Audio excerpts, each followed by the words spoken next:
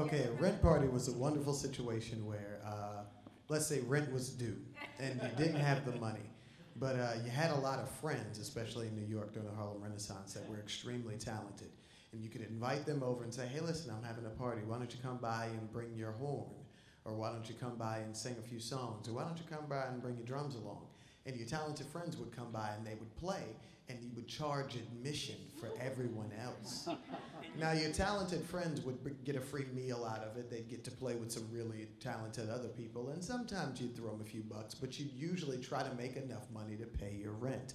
And because there were so many wonderfully talented and brilliant musicians running around Harlem during that time period, and they had friends with everybody, that's how they ran the rent parties. Chris. And Fats Waller was called the king of the rent party. And yes, and that's how he got his first recording deal. Yes. He was seen and heard playing at a rent party.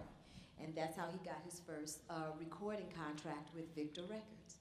And by the way, you know, this is not something that is lost to the dust of history. I mean, I don't know if you, maybe a month or two ago in the newspaper, there was a story about a bunch of young people in their 20s who rent a house about 5 blocks up from the Rep, and like every other Saturday night, they have a big house and they bring in various rock bands come in, and it's actually like people come in from out of town and they play and they just charge like, you know, a couple of bucks at the door, and they got a keg of beer, and that's how they keep their house going.